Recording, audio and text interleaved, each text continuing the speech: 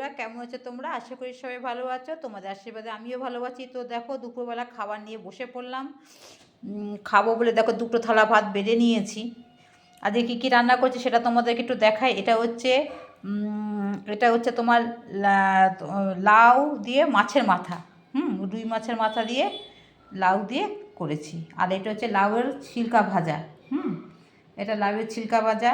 আর এখানে যে মাছের ঝাল করেছি দেখতে পাচ্ছ, যে ধনেপাতা, আদা, রসুন, পেঁয়াজ, টমেটো দিয়ে, আলু দিয়ে মাছের ঝাল করেছি। এই যে ওরটা বেড়ে দিলাম।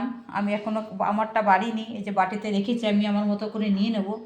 তো ওই দেখো, এই যে লাউ দিয়ে মাছের মাথা করেছি। মাছের মাথা দিয়ে লাউ বানিয়েছি।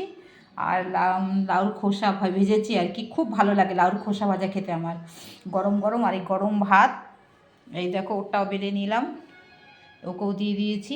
এবার আমি খাওয়া শুরু করব, বুঝতে পারছো? তো তোমরাও যদি না খাও তো খেয়ে নাও, অনেক বেলা হয়ে গেছে।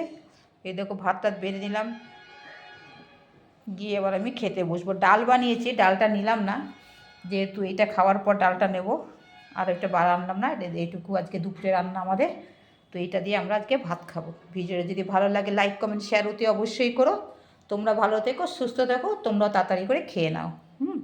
এবার খেয়ে আমি এবার একটু বেরোবো, একটুখানি তাড়াহুড়োর সময়। তো এইটুকু আজকে রান্না হলো আমার। আর মাছের মাথা দিয়ে লাউ ভীষণ প্রিয় আমার। আর লাউয়ের খোসা ভাজা, যেটা আমি এটা যে দেখো লাউয়ের খোসা ভাজা, এটা তোমরা করবে। ঝিরিঝিরি করে লাউয়ের খোসাটাকে কাটবে, বুঝেছো? লাউয়ের ছিলকা যেটাকে বলো, ওটা ঝিরিঝিরি করে কাটবে, কেটে ভাজা করবে, খুব ভালো লাগে খেতে। এই দেখো আমি নিয়ে নিছি। ভিডিওটি এখানে শেষ করলাম।